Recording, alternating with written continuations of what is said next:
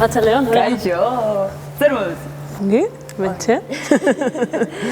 Bueno, ni Lorea naiz, sexu hezitzailea Saren elkartean, eta hoixe. Itxaso Bakeano naiz, sexologoa, eta Nafarroan eta Gipuzkoan sexu hezkuntzako saioak emate ditut ikastetxe ezberdinetan. Eta guai. Eta gaur, hitz egingo dugu... Desirari buruz, ez? Desirari buruz. Bueno, a ver. Zer da desira, ez? Hasteko. Vale. Igual bakoitzarentzat desira zerbait desberdina izan daiteke, ezta? Hoixe. Eta zer da zuretzat desira? Jo, niretzat, ez? Plazerra lortzeko martxan edo aktibatzen den hori izango litzateke, ez? Niretzat desira zerbait abstrakto bezala irudikatzen dut, ez? Ezin dugu hartu, ezin dugu ukitu, ezin da ikusi. Batzuetan antzeman bai, eta batez ere norberaren gorputzean, ez? Antzeman dezakegun zerbait da. Baina, bueno, batzuetan ere zaila, ez? Izaten da desio horrekin konektatzea. Baita gainera, niretzat ere zaila da definitzea. Zuk esaten duzu bezala, zerbait abstraktua da.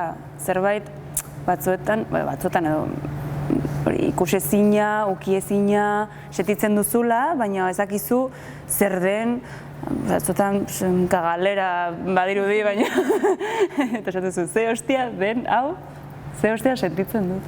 Bai, eta batez ere, nik uste importantea dela, desira ez duzula bilatzen baizik eta deskubritzen duzu, ez? Batean, norbaitengatik erakarpena sentitzen duzu, edo berarekin egoteko nahi hori, ez? Desio hori, zuzen ere. Claro, eta hor sartzen dira baita ere, gure desiraren kondizionatzaileak edo zer kondizionatzen duen gure desira. Ze desira ere, igual eraikia dago. Ez da bakarrik hori, zerbait bapatekoa, baizik eta hor ere gizarteak zer ikusia dauka. Bai, argi, nik uste dut ere ez, nolabait ere baldintzatuta gaudela,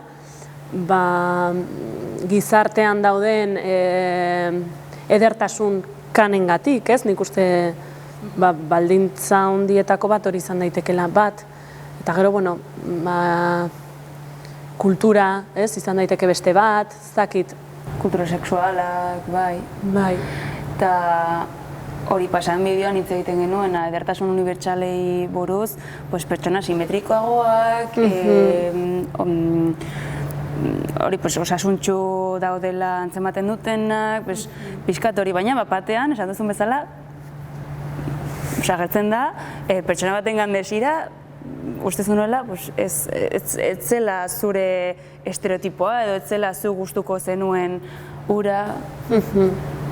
Bai, eta ez igual bakarrik pertsonengan sentitzen dugula erakarpen hori, ez? Batzuetan desira ere, nolabait ere, beste, ez dakit paisai batekiko edo elikai batekiko, ez dakit kolore batekiko ere sentitu ezakegu desira hori, ez? Oso abstraktua den arren, sentitu ezak itxaso ikusteko nahi hori, edo pertsona batekin egoteko nahi hori, ez dela bakarrik, edo gaur nahiko nuke ez dakit kebab bat jan, edo pizza bat, edo ez dakit, ez? Ikuste ere, desirak zer ikusia duela bost zentzumenekin, ez? Eta aipatugun bezala, ez, gorputzarekin. Eta, karo, desira hori ez bada betetzen, edo desira ez bada betetzen, ze ostea? Ja, hor bi aukera, ez? Alde batetik betetzen ez baldin bada, zer egiten dut betez den horrekin, ez? Nik tipa honekin, edo tipa honekin gustora pasako nuke gau bat, baino kalabaza jasoitut, edo ezetza izan da, ez? Orduan horren bueltan zer egiten dut sortu zaidan horrekin, ez? Frustrazioa, amorrua, haserrea, tristura, ez? Hainbat emozio sentitu ditzazket, eta horrekin zer egiten dut, ez? Nola kudeatzen dut hori, ez? Bai, nola gestionatzen dut hori. Ze, nik uste ere, desiraren barruan, desiraren kontzeptua daukagunean, guztia da, ostia, desira super guai, setitzen dut, plazerra, zakize, baina hori tristura, frustrazioa, ere, emozioak dira eta hor ere desiran sartzen dira. Hori da.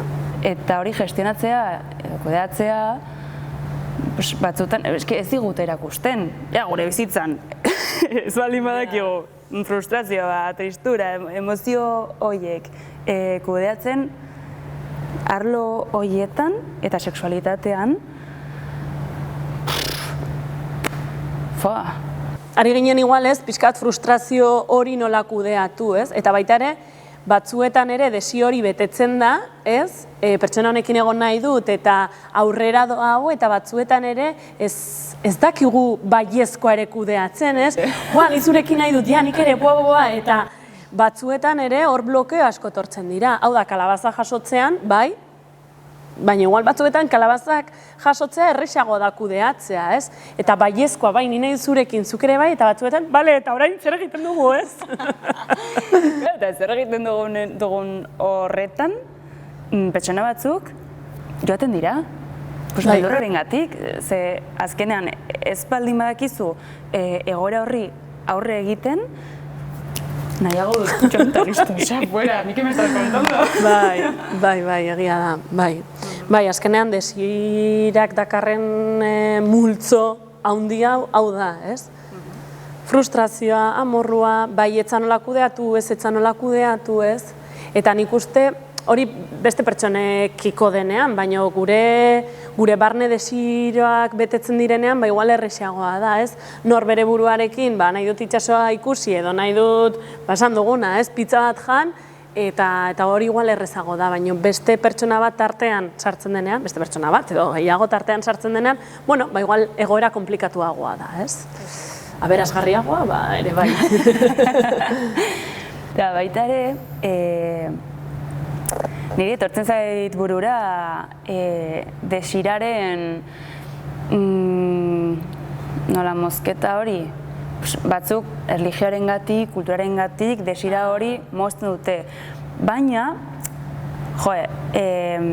beti joten gara hori erlijioaren kontraz, ez du guztien ezakize, eta baina monogamian zer gertatzen da?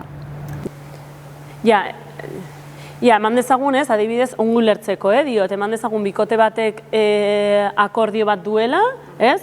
Bikote hori monogamoa dela, eta orduan erabakitzen dute, haien desirak, haien artean asetuko dituztela, ez? Baina zer gertatzen da, kanpoko desira bat jokoan hasten denean, ez? Beste pertsona batekin oheratu nahi denean, ez? Claro, ez da pizza bat jatea bezala, ez da erraza, ez? Hirugarren pertsona bat jokoan hasten denean, nik uste hor zailtasunak etorri daitezkela, ez? Eta hor esaten duzuna, hor mozketa badator, zure desiran, zuk bete nahi dituzun desira edo plazer horiek bilatu nahi dituzu, baina ezin dituzu egin, ez? Ezin dituzu egin, edo ez dituzu nahi egin, ez? Hor ere... Claro, eske desira, zure desira, azkenean akordio batera heltzen zarenean, claro, es que nire, claro, el debatillo interno.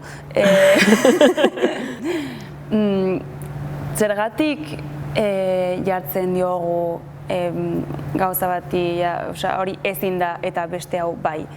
Edo hori gaizki dago eta hau ongi dago. Ostia, pues, guztia da, hori gure kulturaren arabera, gure izarenen arabera, gure motxilaren arabera, zer ikasi dugu, nola, eta zu akorde batera iristen bazara, zurekin edo beste pertsonekin edo pertsona batekin, hori gaizki dago. Ez da puntutaraino. Bai, kondizionanteak daudela, noski baietz, baina zu kontziente bazara, hori, erabaki duzunaz, nik uste, zure eskubide osoan, eskubidea daukazu hori egiteko, ez dakit. Nik uste seinalatzen ditugula asko gauza batzuk, baina ez dakit esaten.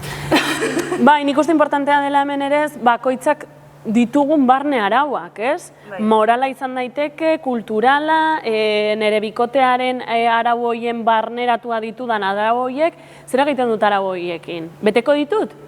Edo utziko ditut. Hori da nik uste importanteena, ez? Eta kontziente izatea zer erabakitzen duzun. Hori da. Eta zenolako kontsekuentziak izango dituen. Hori da, orduan, desirak orduan esan dezakegu, edo hala uste dut behintzat, bi aldeetako txanpon bat dela, ez? Alde batetik desira betetzen desirak bultzatzen didan hori edo motorra aktibatzen duen hori egiten baldin badut, baina hori egiten ez dudanean, ez? Nire desira nola baitere zapaltzen edo estaltzen dudanean horrekin zer egiten dut, ez? Eta hor, bueno, nik uste hausnarketa sakona utzi ezakegula gizartean. Eta nik ere, bueno, uste dut importantea dela desira horiek asetzea, ez? Orduan, batzuetan trampak egin behar dira, batzuetan arauak hautsi egin behar dira, nik uste gorputzari egin behar diogula kasu, eta horren bila, Joan, gorputzak zerbait egingatik eskatzen baldin modu nik uste egin behar zaiola kasu, baina bueno, hori nire iritzi propioa da, Eta, horren barruan, bueno, guztiz ados, eta hori komunikazioa, azkenean, iritsi bazara akordio batera beste pertsona batekin edo beste pertsona batzuekin, hori komunikatzea eta berriz ere akordio batzuetara heltzea. Hori, ez dakit, bikote monogamo batean banago. Eta gure akordioa da ez liatzea beste pertsona batzuekin, bat batean, ostia, horrekin liatu nahi dut. Zer? Igual, esan zure bikoteari, beldurra hor sartzen da a tope, beste pertsona gatzeko beldurra, bueno, baina komunikatu eta nork daki? Agian sorpresak hartzen ditugu edo ez, baina, bueno. Gutxienez komunikatzea eta nik uste ere horrek emate dizula konfiantza zugan eta zure bikotarengan. Bai. Ados. Bai, eta hortan datza, ez? Desiranen jolasan ikuste batzuetan, bai, galdu egiten direla gauza batzuk, eta beste batzuk irabazi, ez? Bai. Eta, bai, ados nago zurekin. Desiranen jolasa, eski, jolas bat. Bai, niretzat behintzat, bai. Bai, gainera hori esan duguna hasieran, ez? Ez ustekoan harrapatzen gaituela. Orduan, bueno, opa, ez? Desiroa eta hau, eta zergatik orain hau, ez? Momentu honetan, zergatik desiatzen du momentu honetan, ez? Orduan, bueno, nik uste hor ere, barne hausnarketarako ere balio duela. Eta baita ere, nik uste zure gorputza entzuten ikastea ezinbestekoa dela. Oso zaila da, ze ez digut erakusten, hori eskolan ez erakusten. Baina, oso garrantzitsua da, horrek ere kondizionatzen gaitu. Beraz, egin kasu gorputzei, Eta psikologara joan.